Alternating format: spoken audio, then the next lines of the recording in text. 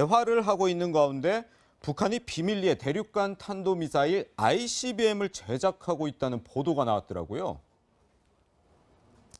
네, 말씀하신 대로 북한이 비밀리에 대륙간 탄도미사일 ICBM을 제조 중인 정황이 포착됐다고 미 일간지인 워싱턴 포스트가 보도를 한 건데요. 이 워싱턴 포스트는 정보당국 관계자를 인용해서 최근 몇 주간 촬영된 위성 사진을 통해 평양 외곽 산림동의 한 대형 무기 공장에서 액체 연료를 쓰는 ICBM을 제조 중인 것으로 보인다고 밝혔습니다. 이 산림동 미사일 종합연구단지는 미 동부 해안까지 타격할 수 있는 것으로 알려진 ICBM급 화성 15형을 비롯해 북한의 ICBM 2기를 생산한 곳입니다. 이 김정은 국무위원장은 올 초 신년사에서 핵무기를 땅땅 생산하라며 대량 양산을 지시한 바 있습니다.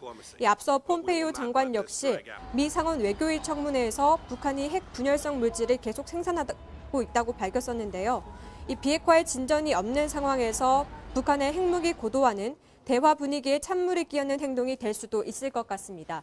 지금까지 국방부에서 전해드렸습니다. 두 번째 현장 국회로 가보겠습니다. 임시지도부인 김병준 비대위 체제를 출범한 자유한국당과 달리 다른 정당들은 다음 총선 공천권을 쥔 당대표 선출을 놓고 경쟁이 한창입니다. 이민찬 기자, 더불어민주당에선 이재명 변수가 부각이 되고 있죠? 네, 그렇습니다. 민주당 차기 당 대표를 놓고 경쟁 중인 송영길, 김진표, 이해찬 의원은 당내 최대 계파인 친문 표심을 잡기 위해 분주한데요. 친문 지지자들의 공격을 받고 있는 이재명 경기지사가 변수로 떠올랐습니다.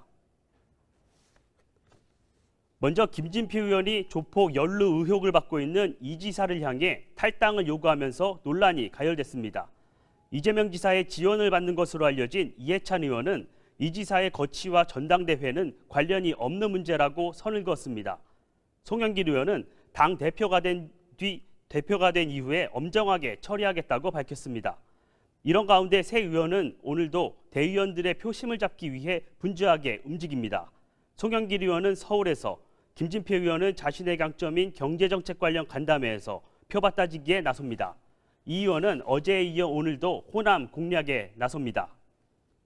네, 그리고 바른미래당과 민주평화당 역시 새 지도부 선출을 앞두고 있죠. 바른미래당은 손학규 상임고문의 출마 선언이 임박한 것으로 알려지면서 전당대회 흥행 성공에 기대를 걸고 있습니다. 하지만 이미 출마를 선언한 장성민 전 의원은 손 고문을 올드보이로 규정하며 견제구를 날렸습니다. 김성식 하태경 의원, 김영환 문병호 전 의원의 출마설이 도는 가운데 안철수 전 의원이 어느 쪽에 힘을 실어줄지도 관심입니다.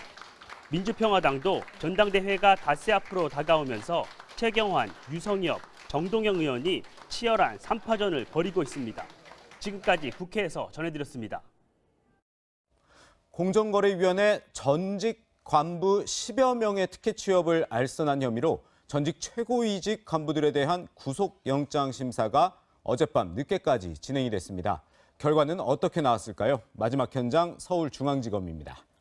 강경석 기자, 영장이 청구된 공정위 전직 간부 3명 모두 구속이 됐습니까?